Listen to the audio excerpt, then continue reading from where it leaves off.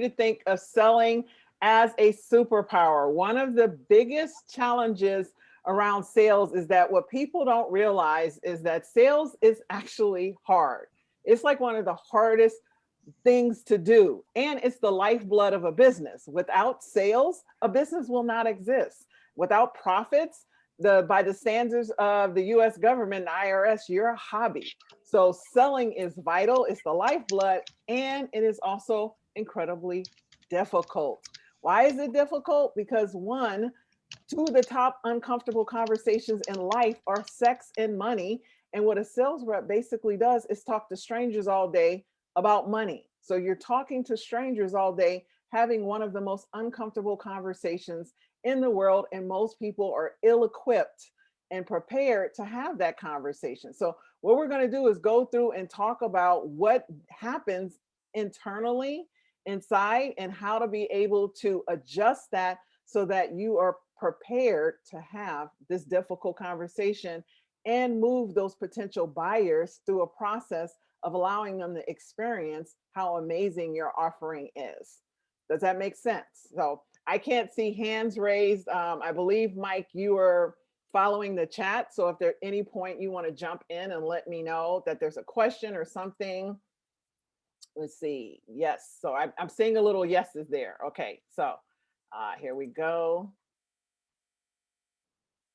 Oh, I opened the window. Okay, so what are superpowers? Superpowers are basically the things that you feel good about. Most adults have some category or some area that you do without even thinking about doing it. Like I tell everybody's an expert in something, and it's the thing that people come to you with because they just think like, oh, this person can, I don't know, screw in a light bulb. This person knows how to talk to strangers. This person can bake a cake. This person is really good at putting together events. There is something that you do naturally or a skill that you've honed over time that you feel amazing about, and others know you feel amazing and it's effortless to you. But when people look at you, they're like, oh my God, that's amazing. I can't believe you do that. And you do it so seamlessly that compliments aren't even a big deal because you're just like, this is what I do. Now, getting sales to be that way, not the easiest thing, and it's absolutely doable. So, transferring your understanding that you already are amazing in a one category or area of your life, and then moving that over into sales is everything. And when you can do that, because the top performers in sales, they aren't trying to sell, they aren't figuring out how to sell, they're not attempting to close or get someone to say yes. They are just valuable in how they communicate and connect with every potential buyer that more people want to work with them. Understand that a sales transaction is 80% emotional and 20% logical. These are facts that have been validated over the years. So making an emotional connection is your superpower. Now, when you feel uncomfortable, when you are focused on getting instead of giving, you are not transferring that emotion. So the transaction of selling, transaction is a transference of your belief for a desired action. Transaction is a transfer of your belief for a desired action. And that transfer is your emotion, your confidence. And when that is not in alignment with being incredibly valuable to that desire for them to take action, they know everything. And I'll go into more detail as we go through the slides. But just understand as you're listening to this, that this is why it's so important to have these superpowers, because they're internal, they're natural, and you're not even thinking about it, because in the moment when they're asking you questions, you can never prepare for what a question is going to be. You will go into emotional freak out and uncertainty and insecurity and internal, and it all comes out. So we'll go through that. Now, what can you expect today?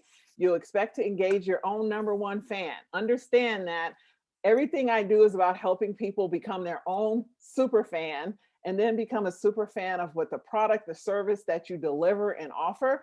Then you become a super fan of those ideal clients. And what happens is you create relationships. And with those relationships, you'll have a fanatic Fanatics are repeat buyers. They recommend you. They give you awesome seller referrals, and it makes life easier because now you created pipelines of having this small group of people who will send you business all day long.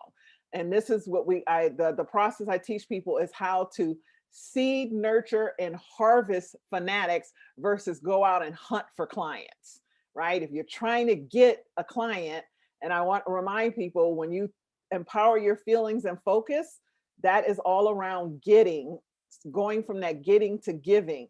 I want you to remember, what does it feel like when someone tries to get something from you? Does it feel good? Are you aware when people are trying to get stuff from you? Does not feel good. What does it feel like when someone wants to give you something? Very different. So this is an alignment of your focus, because then your opportunities expand. Everybody loves being around people who are giving them things, right? And I'm not talking about like giving away your business or giving away free hours or giving away samples. I'm talking about the energy that you bring to every conversation. People sense it. Remember, we are mammals. This is what humans forget, because we have a higher consciousness, but we read and sense and smell everything like every other mammal on this planet. We're the only mammal that does not run when we sense danger. We try to rationalize it. So who am I? Give you a little bit about me. The top right corner on this screen is a picture of me and my sister. She's the reason I sit before you. I had the opportunity as an adult to re-engage with her, to leave my 6-figure corporate sales job. I was an executive biotech sales rep with a 10-state territory, and I stepped out of that role because my sister had went from independently disabled to dependently disabled, and was living with my parents and our parents, and was miserable. And I got the call inside of me that I was supposed to be her caregiver and give her a period of life where we could just have fun. And I did. And from there, I got invited to a networking meeting and learned about entrepreneurialism, and life has just been different. So when you're in business, most of you are doing what you believe you're called to do. There's something inside of you that believes that you have this ability to do it. And when you can stay in alignment with that why, and let that light of why you're doing what you're doing come through, it changes how you have conversation. It takes away the desperation and really starts to elevate the value of what you bring to those deliverables and those offerings that you have decided to be in this world. So I started my business doing vision boards, and that has elevated the combination of my sales background and my ability as a vision master to really get people crystal clear on their why, so that in the path of building a business, which is one of the hardest things you do, you stay aligned to be patient, persistent, consistent, gracious, and kind in how you deliver your offerings and how you treat yourself, because we can't give what we don't have. So how I deliver all of my outcomes for people are acronyms. I love acronyms. So I really break everything down so you can quickly assess in your mind. Brenda, can you mute yourself? Welcome. Thank you. Welcome. We always forget. It's no big deal. So the acronym for this is BEING, because what generally happens with sales is people are trying to sell instead of being successful and valuable to the opportunity to work and partner with that buyer. So being, when you're being successful and valuable, it's seamless, it has an ease to it, and it's attractive, right? Confidence in that being is a superpower. You know, if you have never heard the statement, confidence is the sexiest thing you can put on, right? You've been in a room, you've been at a networking event, you've been in a class or church or wherever where someone was massively confident, and it's that you could see them across the room. When you talk to them, you get a sense, you walk away better for having been around them. I'm not talking about cocky. Confidence is very different because it's coming from the inside, and confidence is generally what people are able to give. So what do you believe about your business? What do you believe? Why do you believe that that opportunity to work with someone is the gift, that they get to walk away better for having worked with you? One of the things that SCORE is masterful at, and if you don't have a business plan, I highly recommend going on to their mentor page and getting a clear business plan. There's actually a webinar that you can access that's 1 hour that will help give you a start, a 1 hour, 1-page business plan. Create that and then get on with a mentor. Know this, if you're ever working with a business coach from this point on, if they don't ask you why you're in business and if they don't ask you for your business plan, they are not a business coach. You cannot create a thriving, successful business without a business plan. So I go back to this. What do you believe? Even if it starts off on a napkin, many multi-million-dollar ideas and innovations started off with two people talking over a napkin, right? So what do you believe and why do you believe it? Why is this important? Because remember, a transaction is a transference of your belief. Sarah Blakely has created a $2.6 billion industry because she believed that she could look good in a white pair of pants going to a summer event. That's how it all started. She cut the bottom of pantyhose out so that she could look good and then went out and realized, had that epiphany and thought, I can do this. Now, it took her more than 3 years and 100 prototypes to actually create a Spanx that was sellable in the marketplace. But when people see her, they're like, oh my God, she's amazing. When you believe in something, failure is not an option. Failure is just a learning in the process. Remember, mastery in any area, especially sales, if you go back to what I said, it's one of the most difficult positions that you can possibly do. You're having an uncomfortable conversation with strangers all day long. So mastering your ability to be able to communicate what you believe and why you believe you're the best option for them is going to take time. And the rule of thumb is 10,000 hours or 10,000 repetitions. So I tell people, if you haven't cold called 10,000 times, stop whining that you're not good at it. If you haven't went out and attempted to talk to prospects 10,000 times, stop beating yourself up. Have grace and just keep practicing. Athleticism is a wonderful analogy to sales success. Athletes get paid to practice. They don't get paid to play the game. As a business owner, and I can't remember his name, he said this earlier about the people, not the commissions that you get, but the ones that you get paid for, the ones that you don't acquire. And that was Ken Parker who said that at the beginning. So in sales, you're not getting paid for the sales, you're getting paid to master your ability to create relationships that last, where you have repeat business. Focus on value. Focus on being valuable to the people that you want to serve, not getting the business. If you focus on the sale, remember, people have a sense that you're trying to get something from them and it feels uncomfortable and it won't be a great relationship anyway, right? When you are aligned and you're really elevating people by what you do in business, they rave, they tell people. There are brands that you love that you've gone to for years. And if someone asks you, you probably couldn't even explain. You just trust them. You know they're good. They always have quality. Be that brand. Right now, in a competitive environment where everybody is throwing up a shingle and saying they can do what you do, and you know you've been doing it for years, you're really good at it, and you're looking at people who haven't been doing it for 6 months, right? Who look like they're doing good, and you're starting to doubt and question yourself. Stop it. You're awesome. You're amazing. It's not an accident that you're skilled. Stay in the belief that you have the value, right? And this is another example I love. Everybody knows Oprah. Her family was so poor that she was teased for wearing dresses made of potato sacks. I love the example of Oprah because we basically watched the Oprah show. What you watched Oprah do was get coached to be who she is. We watched her vulnerability, her insecurity in not knowing, to learn more about the most important tool in success. The thing between your ears, which we'll go and expand on as we talk through this. So a couple of facts that I want you to know about selling.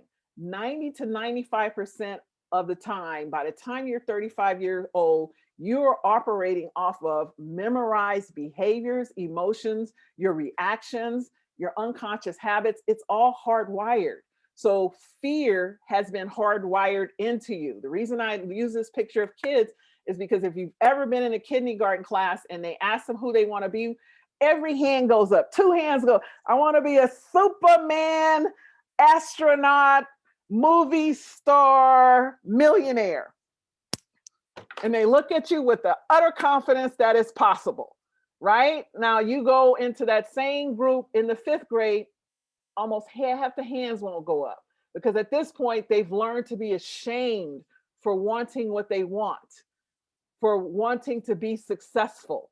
And by the time you get them into high school, you'll probably be hard pressed to find a hand or two to go up to say who they want to be. Now, as adults, right, you're focused on wanting to get instead of wanting to be valuable, wanting to be this gift. So the way you carry yourself says everything about you, who you believe you are.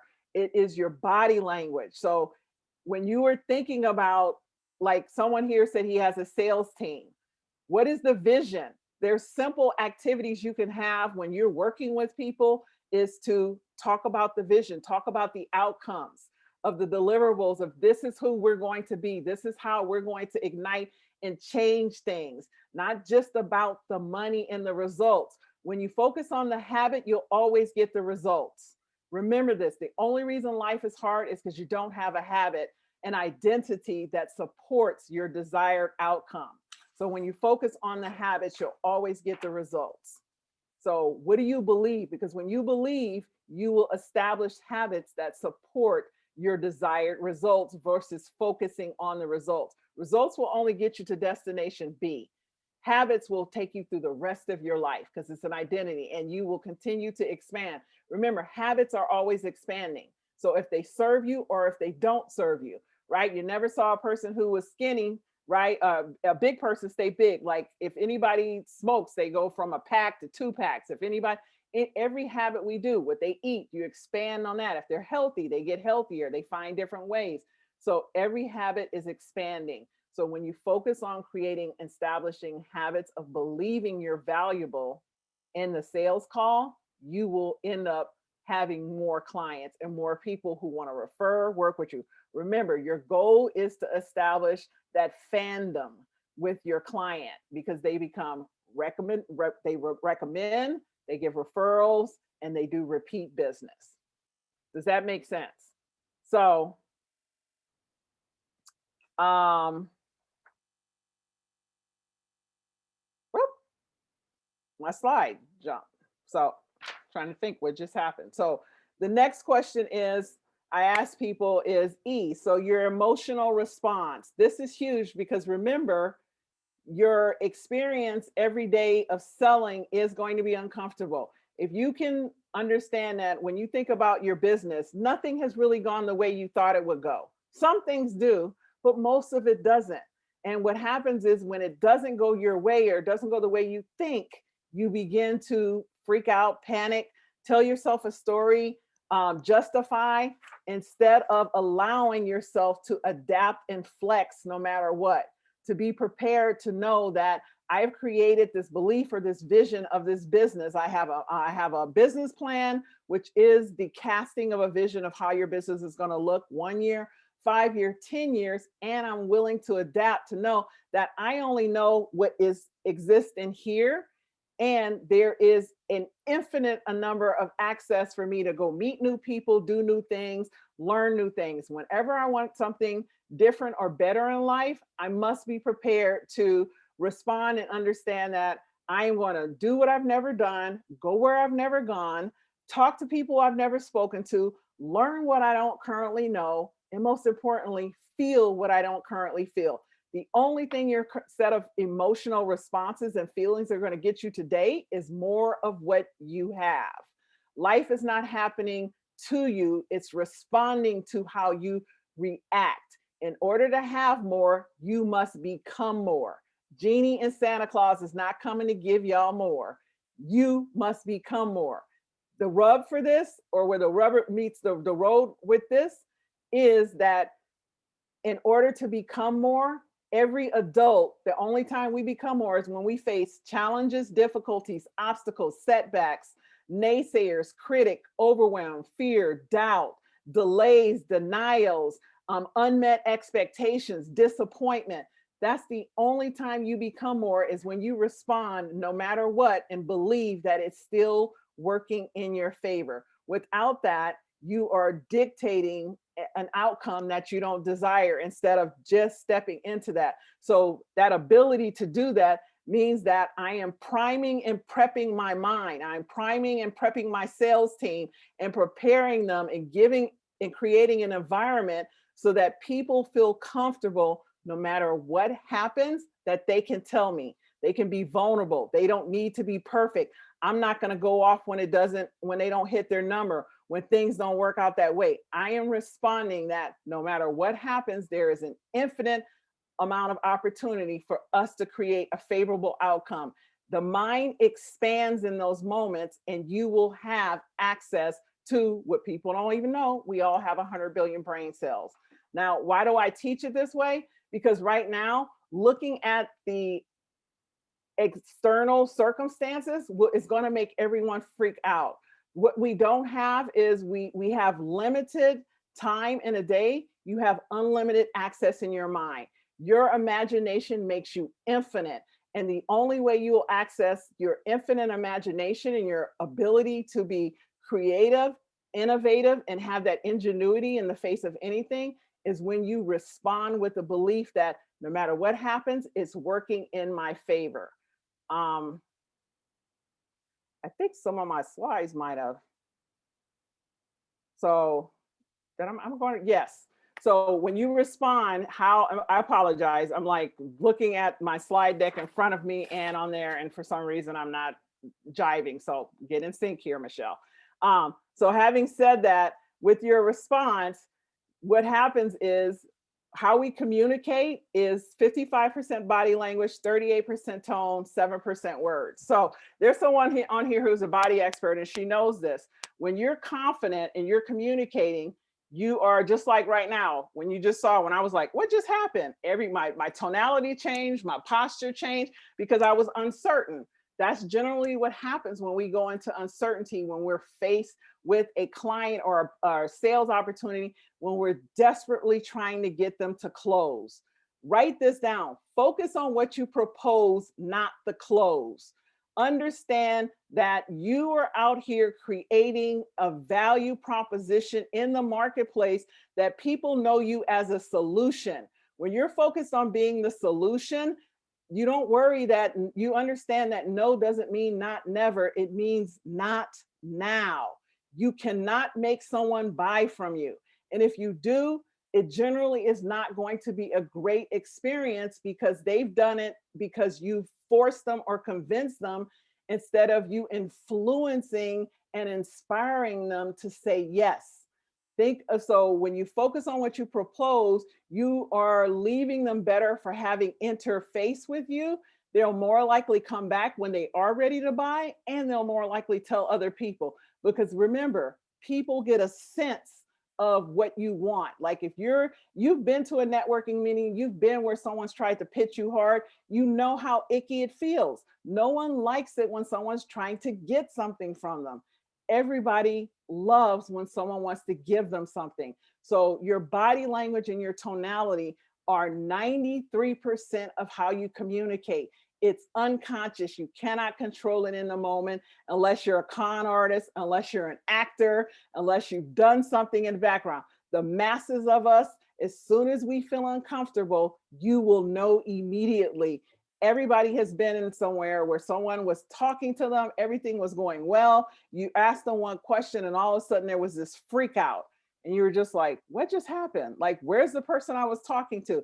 It's because they're unconsciously, they've hit a wall and they're no longer confident and they're looking to make it up and they're looking to go off the flying the cuff.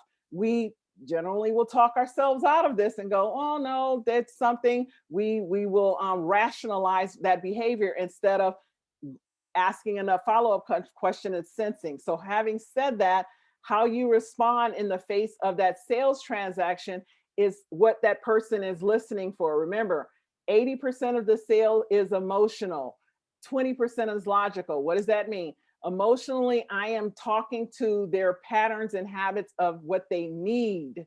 And when I don't talk to them in a way that helps them feel good about the possibility of having a relationship and working with me, they will back off. It's not that they don't need the solution, they just won't take it from me because something in them has said, oh my God, it doesn't feel.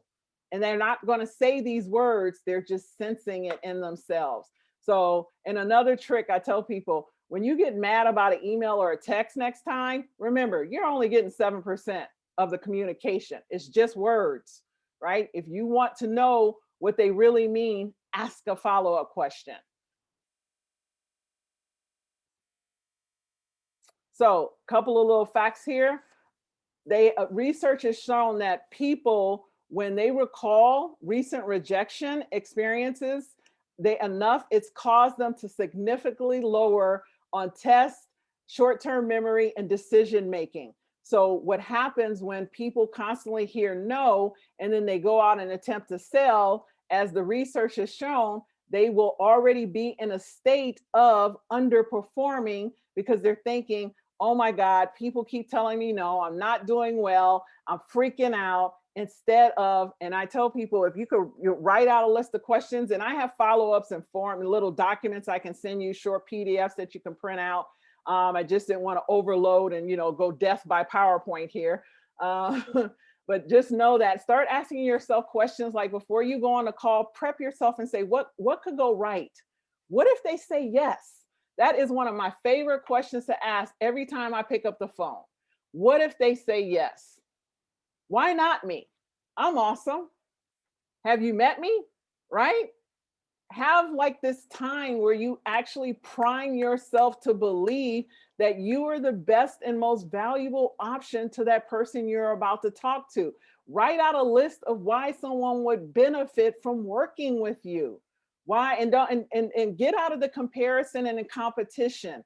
Just you. Just how do you stand out alone? What makes you different? What makes you awesome? Why, like, your story about why you started your business. Is it a passion? Is it a love? Is it a transformation that you personally experience? Now, having said that, when you talk to them, you don't talking about what you do is not important to them. Telling them the story of how you had a prior client who had a similar situation, like, you know what, I heard what you said, I see where you're struggling, and my last client, they had something similar. You can give a little brief about the similar. This is what we discovered what they needed, and this is the result that we were able to work out. And does that sound like something that will work for you? So what you've done is you've given and transferred your belief, and now they are getting to see themselves in your offer and your product. Let them tell you that they love it. Allow them. So if you keep telling them it's all about you, the telling is you.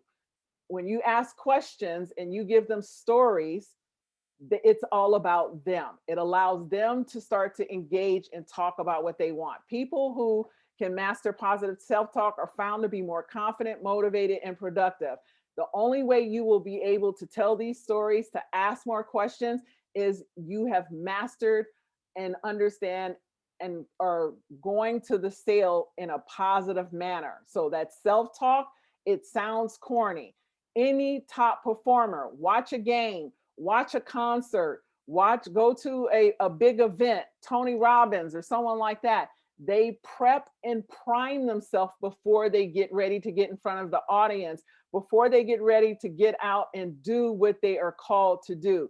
If you are not prepping and priming yourself before making sales calls, let's travel back to the beginning of this presentation. One of the most difficult jobs there is, you're having conversations about what? One of the top two most uncomfortable things, money.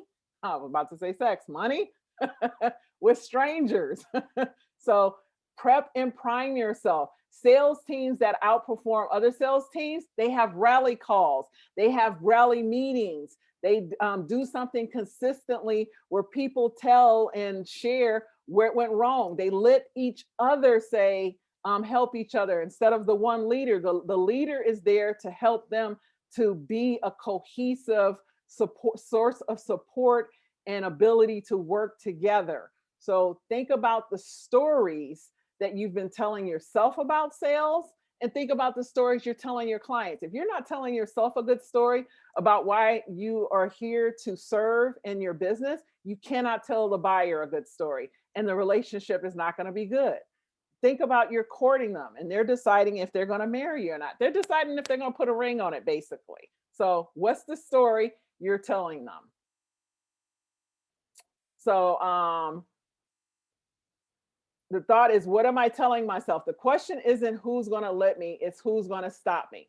And that's what someone thinking about that to yourself. Who's going to stop you from telling this amazing story and this opportunity to this client? So remember, B is belief, E is experiences, your stories around that. B, do you believe that you're going to create? What kind of business do you want? Stay focused on that. I actually, I think someone came in and unmuted. I actually have vision boards. I actually have signs all over. I have an easy button. See, this is pinned to my computer, right? Every day I remind myself, this is easy. Just tell, like, right? And it took me, I don't know how long before I actually started to believe it. You won't believe what you don't see and what you don't say. If you consistently say it, you will actually become it. It just takes time. This is why you see I am. Who are you? I am are the two most powerful words in your success. Tell yourself who you are. If you don't, someone else will tell you who you are. So where are you investing your time? Time is limited. You get 24 hours in a day, 1,440 minutes, 86,400 seconds. Now, what is infinite and unlimited and endless is your mind, your imagination. When you do not invest in a mindfulness practice, you will always be confined by the limitation of time. I don't have enough time. I wish I had more time. I'm running out of time. I'm running late. When you are hearing yourself say that, it's because you haven't invested here. And that's what expands. The most successful people in the world actually have time and they make time first thing in the morning to calibrate. Every morning, your unconscious mind, which does 90% of the work, is refreshed. And this is why I tell people want to be successful in sales. There's not a strategy in the world that'll trump confidence. You have seen people come into a room who are not that smart, not that bright, and they're so confident, everybody says yes, and you're sitting there going, what just happened? Like, am I the only person that they didn't say nothing, right? Now, why is that? Because they invest in here. Confidence is internal. Superpowers are internal. It's an identity. And the only way you'll get that is when you invest in your mind. Now, there's a research and a study that I love, and this is one of the things that really started in the psychology. It's Pavlov. So Pavlov did this research, and you may have heard this, and I'm just going to refresh you. He did this study with dogs, and he noticed that every time he put a bowl of food out, his dog started to salivate. He was like, I wonder if I can recondition them to do something different, right? And so then what he did was he started ringing a bell, and nothing happened. Then he started putting the food out and ringing the bell with the food, and they salivated. And then as time went away, he took away the food, rang the bell, and they salivate. So what I want you to see here is that he basically reconditioned himself to have the behaviors that he wanted. We have the ability to recondition ourselves so that we believe in our infinite capacity to be successful in sales, to move past uncomfort. The challenge is understand that everything you want is outside the comfort zone. You cannot be successful in business and want to be comfortable. What you must master is being uncomfortable, inconvenienced, and uncertain. So that way, when it happens, you just flex and adapt, because there's nothing that's going to go your way for the most part. It's always going to come up different, right? Travis has a sales team. You can tell me every day something happens, right? Like all the time, right? You're like, really, really, really? But when you learn to smile and roll with it, guess what? Things start working in your favor when you start telling the story of how hard it is, how overwhelmed you are, how unfair it is, looking at other people and looking at someone else's highlight reel and deciding they're more successful or they're better or it's unfair, it's happening to them, instead of focusing on investing in reconditioning your own mind, you will never succeed. And if you do succeed, you won't enjoy it. It won't last. What I'm teaching you and telling you here today is how to create a mindset to be so successful in your belief in who you are that you will turn your sales around, not just for this next quarter, not just for this next week, but for the rest of your life. Whatever you endeavor in, you will understand how to succeed and do well at it. This is how people create business after business after business, is they just believe in their capacity and their ability to adapt to whatever comes their way, utilize, leverage, and optimize it to their advantage. And that's conditioning. So I'm gonna tell you another little story and we'll move on. When you started walking as a baby, there was like this experience of a Super Bowl touchdown that happened. Like anytime a baby walks, people lose their mind. People share, like, look at it on YouTube and go look at all the baby walking. Everybody gets excited. Ah, I can walk, right? So at that point, it was the most amazing thing that was done. Now, as soon as you started walking, everybody wanted to keep you safe, so they started telling you no, stop, and don't. No, stop, and don't. Every time you got up and looked, they came and grabbed you and they stopped you. So you started to get conditioned that going outside of your comfort zone was fear, right?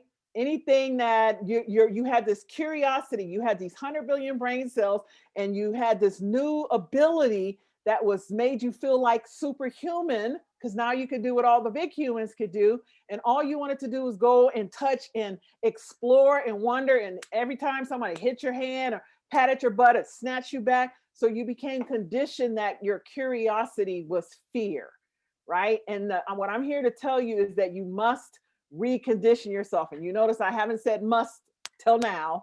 You must recondition yourself to step into outside of your comfort zone, to follow the promptings of curiosity, because that's how you expand your ability to step in and condition yourself to understand that being uncomfortable, being inconvenienced, and being uncertain are actually your superpower, right? And that's one of the things that I love to work with and move people to that and help them to set up little tools and things you can do on a daily basis.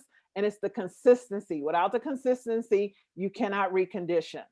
Think of any athlete, think of any actor, anybody. In order to condition themselves to play a part, what do? Consistently, consistently, consistently. In order to run in the Olympics or swim in the Olympics, it's consistency, right? So why do we invest our time? Acquiring knowledge or skill is the most important investment in your professional, personal future. The key is to update, diversify your skills, learning how to do things differently and learning to do different things. Why is that important? Because if you listen to this one time, this is the first time you listen to any subject matter that talks about stepping out of your mindset and your comfort zone, yeah, you'll know it, but you won't apply and implement it.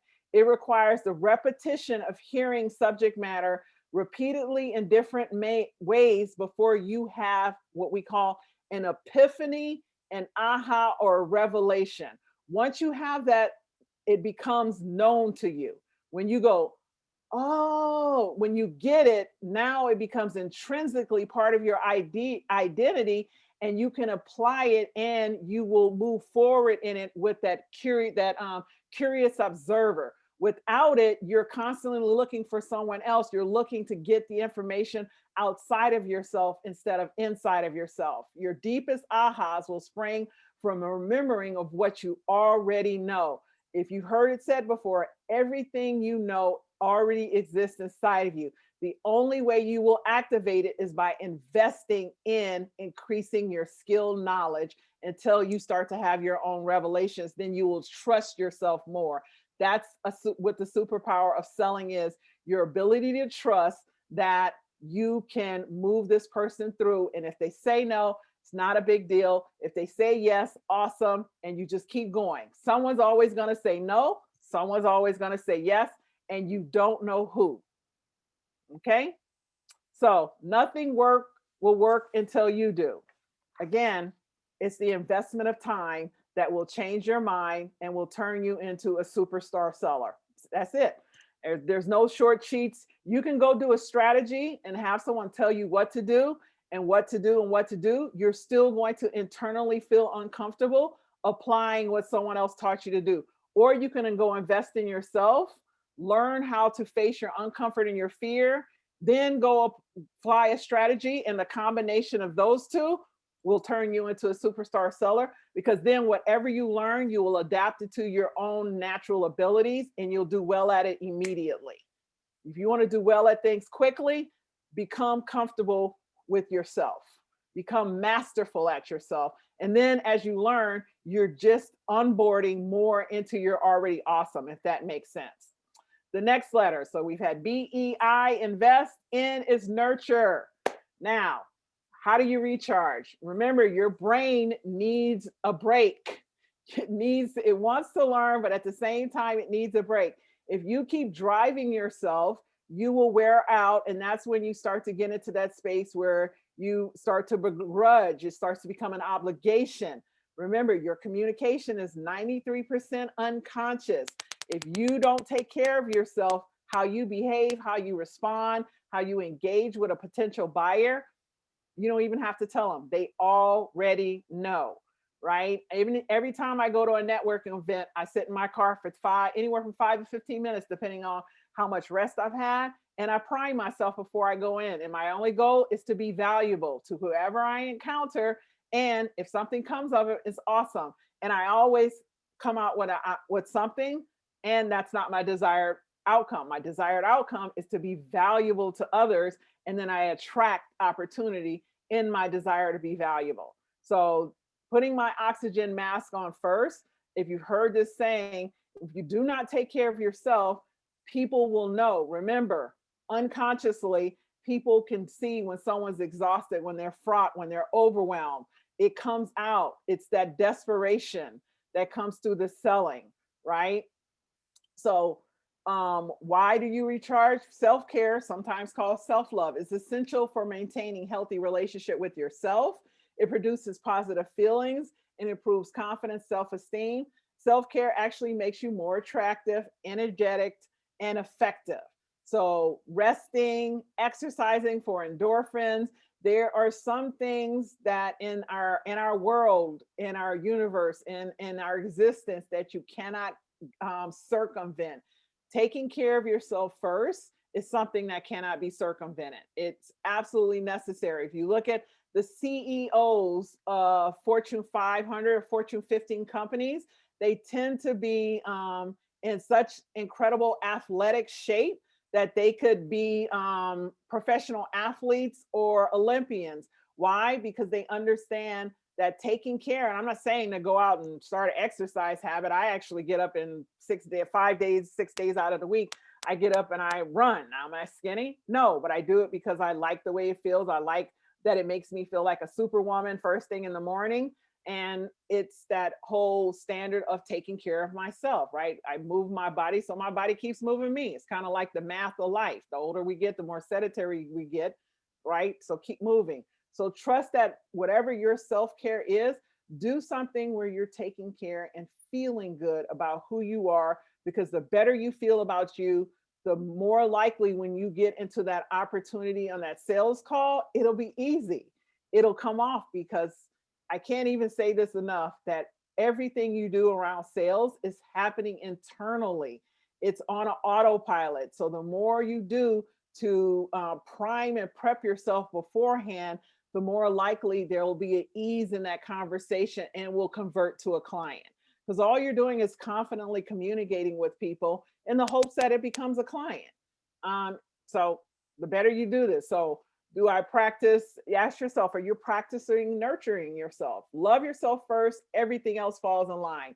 You really must love yourself to get anything done in this world. And there's something that's absolutely amazing about a person who loves themselves, and you get to work with them, and the kind of work you get to do with them, right? And again, I must impress upon you that why everything I do is about helping people I generally work with conscious, non-traditional businesses, sales leaders, and individuals, because I believe the only way we're going to heal this world and this planet is through business, right? The government is not going to do it. It's going to be us, the individuals. And most people on this planet work for a small business. So helping people to create an environment, and every small business thrives off of their sales. Helping people to create an environment where people love to come to work is how we change the planet. Most of our population goes to jobs that they don't like, scared to lose that job. Do you know the emotional stress that puts on you? Then you go do work and try to sell, having an uncomfortable conversation, doing something that's hard. So when you can create an environment that thrives and nurtures the outcomes, you don't just change and get a sale and get money. You actually impact another human being, and you impact our humanity. So think about that when you guys are doing this business, how you're becoming more conscious to the opportunity to leave lasting impact in every contact and communication that you have. So having said that, do you really want what you say you want? So you got on this call because you really said, I want sales. I want more sales. So if you really are wanting more sales, what are you willing to do about it? What are you willing to invest in yourself so that you become the deliverable? You are the sale. People are buying you before they buy the product. So what are you willing to invest in yourself so that when they see you, when they talk to you, when they hear you, they believe that they're getting the best opportunity in life, and you're leaving them better for having engaged with you and met you. And remember, every conversation that you have where you're attempting to convince somebody, if you have employees, you're attempting to convince them. If you have a spouse, you got honey-do lists, you're attempting to convince them. If you have children, you're attempting to convince them. If you have family and relatives and you have a get together and a gathering and everybody's deciding who brings what, you're attempting to convince. Anytime you're attempting to convince, you are actually making having a sales call. So whenever that you can do that in a manner that leaves other people better off, you have created massive value. And whenever you create massive value, there's no way that you won't succeed.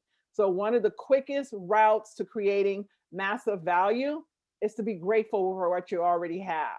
Zig Ziglar, Napoleon Hill, Andrew Carnegie, Seth Godin. You can look at any of Tony Robb. You can look at some of the biggest people. They will all say the same thing. Until you are grateful for what you have, you will never have enough. Until you create and establish a habit, habitude or gratitude, you will never have enough. There will never be enough sales. There'll never be enough money. Gratitude is an emotional feeling of being thankful for the events in your life. Remember, I said earlier, in order to have more, you must become more. You want more sales? What's the last sales book you've read? What is the last sales conference you went to? What is the last time you worked with a sales coach or took a sales training? Right? Whatever you want to be to have a better deliverable or result, how have you invested in being that actual ability so it just becomes part of your identity? Then it becomes a superpower and it gets easy. When you incorporate it as part of your identity, it will always be easy because then it's a habit. The only reason life is hard in any area of your life is because it's not a habit. And the way you know it's not a habit is because you're saying, I have to, I need to, I ought to, I should. I have to, I need to, I ought to, I should. Consciously, you're still aware that you're not doing it. When it's a habit and it's your identity, you just are it.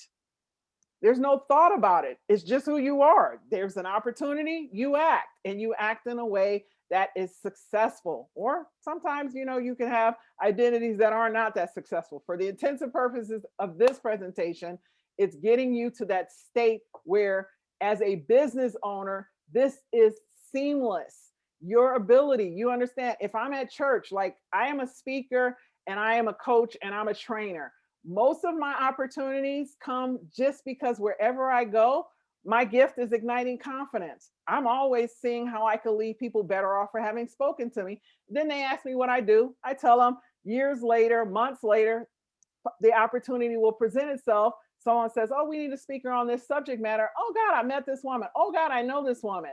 You were constantly selling yourself and branding yourself. We had a couple of people talk about that on here, about branding yourself. Kim, she's on here. I know her and I've worked with her, is masterful at that. How you actually show up and understand that you're planting seeds all day long. And why, when you're just going to look for sales, that's what makes it hard, instead of just being grateful that every opportunity I get to engage with anyone, anywhere, I have the opportunity to create business for myself. And I'll give you this story. I was in a Walmart one time and I was picking up some things for a vision board workshop. And the lady was looking at my card. She was like, "Oh, you're doing a vision board workshop, right?" And because you can see by all the poster boards, right? And all the other stuff. And so I looked at her, I said, "Yeah, I am." And I was like, "Look at you." I said, "You looking real good for a Walmart." I said, "Girl, what you doing slumming?" Right? Well, this is me, right? This is how I talk to people, because this is just what I do. And she just started giggling and was like, "Oh, thank you. You know, I didn't feel like I looked great that day." And we just started talking. And the next thing I know, she said, "Well, what do you do?" And I told her I'm a speaker. And she turned out to be the president of a women's networking chapter. And I was booked to speak within the next 90 days. Right. And that was in a Walmart where I was buying supplies, because I'm grateful for every moment, every interaction I get to have with another person. I get to leave them better off for having met Michelle. And that gratitude has emanated and it creates massive value in the world. So everything I want is attracted to me in all opportunities. So why I teach sales this way is because my goal and my commitment as a human is that I help as many people as possible live life with joy and enthusiasm. Right? I come from a father who owned a business. My grandfather was a sharecropper, and his parents, my parents and my aunts and uncles actually helped him buy his property. So I'm third generation entrepreneur, and I know how hard and difficult it is to have your own business. And I know you could do it begrudgingly and complaining and whining. And I also know that you can do it with joy, where you get to leave people better off, where you get to impact your family, your loved ones, and your community in a way that you make an impact in this world. I teach it where people go, where they're human. So as people, then profits. When you focus on leaving people better off, the profits will always come. Zig Ziglar said, if you help enough people get what they want, you will get what you want in the process. What are you grateful for today? What are you grateful for your business?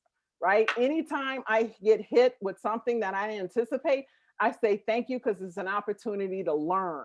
The only reason this is happening to me is because I asked for more. Now I get to learn more so I can identify and add that ability to my already massive amount of superpowers. So I say that to you guys today, as I'm moving you through the understanding of how, what I went the wrong way, sorry about that. So gratitude makes sense of your past. It brings peace for your today, and it creates a vision for your tomorrow. When you're not grateful for your mistakes, your setbacks, the overwhelm, the fear, the doubts, you will not be able to process that. Remember, having the epiphanies and the ahas is how you turn your knowledge into superpowers. Anything that you're still begrudging will not turn into a superpower, because you haven't accepted it into your reservoir that prepares you to be a conqueror, that prepares you to be confident, that prepares you to be intelligent and smart in the midst of that sales call. You want as much ability in you, in your reservoir of your mind, so that in the midst of that moment of discomfort, your unconscious mind that does 90% of the work will start to remind you of what you already know in that call. A superpower trick to know when you're on the next sales call. The chances of birth of every human being is 1 in 40 million.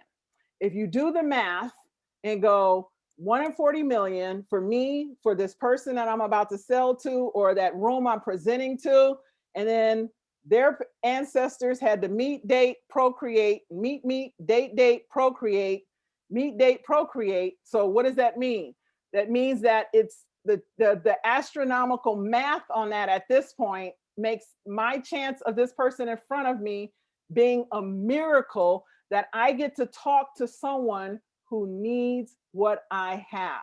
It's an absolute miracle that I get to have this conversation. Now, when I start to treat them like they're a miracle, the chances that they will say yes, either today or tomorrow, or refer me or recommend me, go through the roof. When I stop trying to get the clothes and I start proposing and being valuable to this opportunity to interact with this miracle, everything is working in your favor. Always just start saying thank you no matter what. So, having said that, your things to remember, or, and I actually have the slide up twice, don't know why, or things to execute, same words, just slide twice. Embrace uncertainty. Remember, fear is your friend. False evidence appearing real. Ask yourself, why am I feeling afraid when I have this amazing opportunity before me? What can you say to yourself? Why won't they? Think to myself, what if they say yes? And start writing out all the reasons why they will say yes. Why what you have to offer is amazing. Take time. Instead of booking your calendar back to back to back in the desperation that I need to talk to all these people to get sales, one, identify who your ideal client is, and then start having conversations and doing more time to prep beforehand and to follow up after, and allow yourself to be refreshed and present for every call that you're having. Experience a renewed energy and understanding your why. Why are you selling what you're selling? If you don't believe it, why should they? Remember, a transaction is your transference of your desire for them to actually take action. So you're transferring your belief. If you're not strong in your belief, why will they be? You can't transfer what you don't have. Establish a non negotiable morning routine. Your mind needs you to tell it what to do every day, all day. 90% of your behaviors are unconscious on autopilot. If you want to start having behaviors and emotional responses that dictate and deliver incredible outcomes, it requires that every day. And sometimes when you start to practice, you might want to take breaks throughout the day to recalibrate so that you believe. Read your vision every morning. What is it you're creating as you're coming? And if somebody's popping in to chat, techniques, reprogramming. Yes, Elaine. Oh, you people are go ahead. Yes, thank you, Elaine. Absolutely, right? Your negative self-talk. I have stuff all over. When I tell people when I started this, how I started my work and mindset was I was a leader in a women's ministry, and I actually had scripture all over my house, in the bathroom, the front door, over the kitchen mirror, and it then turns into quotes, and now it's I am statements and all kind of stuff all over. But I remember we lust with our eyes. That's why you might think you're struggling right now, because you look outside and think someone else is successful instead of realizing your desire to start a business, you already won. It already, the universe, heaven, earth, God, Buddha, Allah, divine, whatever you want to call it, has already gone and moved on your behalf. Now, holding the belief is your job. Everything else is working in your favor. You must hold the belief, whatever it takes, no matter what. And the only way you'll get to that no matter what is getting clear on your why, what that vision of your business is, business plan, vision for yourself, and a non-negotiable morning routine so you can begin to recondition the no stop don't of uncomfort into establish the ability to follow the curious prompts that start to come through you, right? Remember, most innovation in life has come through mistakes. So if you're not willing to follow your curiosity, you're not willing to make mistakes, and your business will always be a struggle. Engage in regular acts of random kindness. So why is random kindness so gratitude and random kindness so powerful? Is because you begin to see that it's not as random as you think it is, and you'll begin to trust what's in you, because that random act of kindness is going to be met. Like one of the things I do every day is I write a thank you card, and I've been doing it for years. And I love that people get these cards randomly, right? And many times they get them when they need them. Sometimes they don't, but it's just that belief. And I just put it out there because I know that it's just that belief that kindness exists. And when you believe kindness exists, you will receive it. So Glinda the Good Witch from the Wizard of Oz, I want you to know that having started this, you've always had the power in yourself. You have it. It's whether you want it. Yes, I also do sales training. So if you want to, you'll be a download. If you sign up for the download, I have a sales training class that'll be starting in January. It's an 8-week course that I do, and I take people through the process of creating a vision, establishing the habits of self-talk, mindset, so that you can actually step into the daily activities of sales from a different mindset. So yes, I teach it. It doesn't happen in like a one-day program or anything like that, because what I teach people to do is reprogram their thoughts, what they're thinking in doing this difficult job. So you have the power. It's a matter of igniting the 100 billion brain cells to work on your behalf. And that's what I work with. What I always tell people is create your vision. We're coming on 2021. Have you deciding for yourself and your business? Visioning is one of the most powerful tools you can create, right? Wayne Dyer, Tony Robbins. I'm trying to think of like, I'm not even coming to mind. Seth Godin, like all these people, Mel Robbins. If you listen to them, are you listening to podcasts?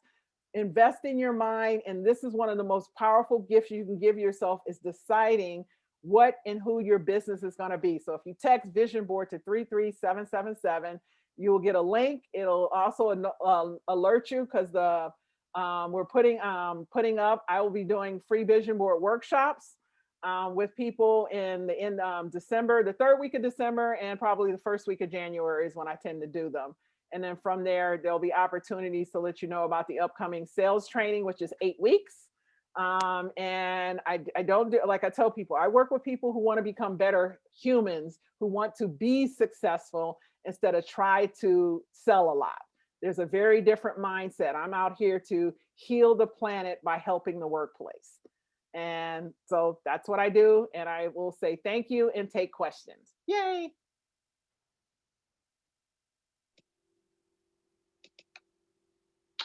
Any questions for Michelle? I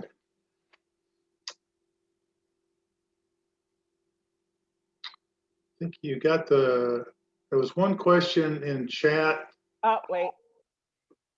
Hi, I was just wanting to say thank you. I have no question, but I tell you what, you were a great inspiration.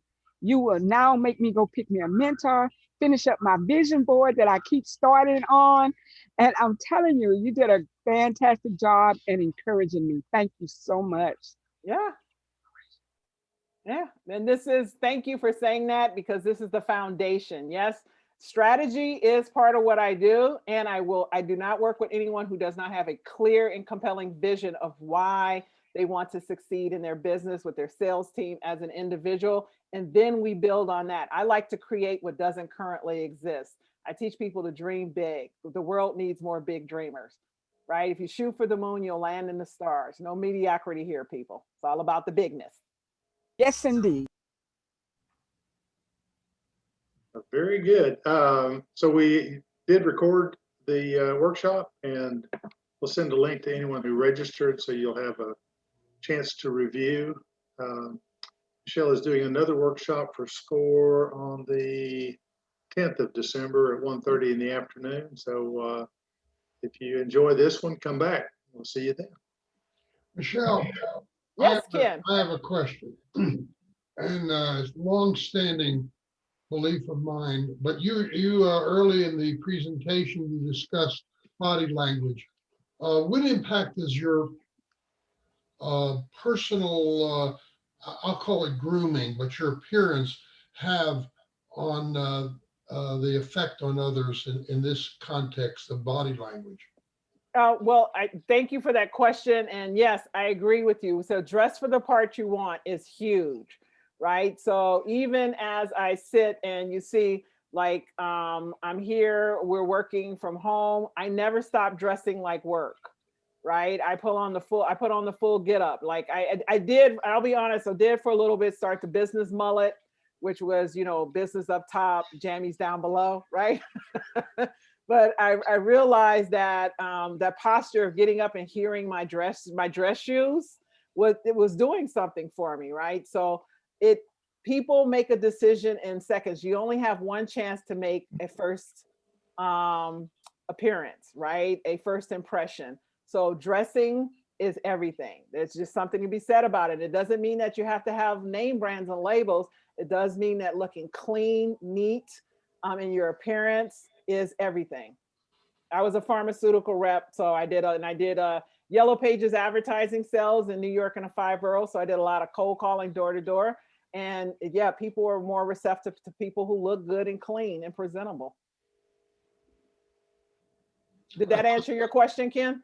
Yeah, I thought that's worth mentioning because we live at a time where everybody's, you have to forgive me, I'm old, but everybody's down. You're mature and seasoned.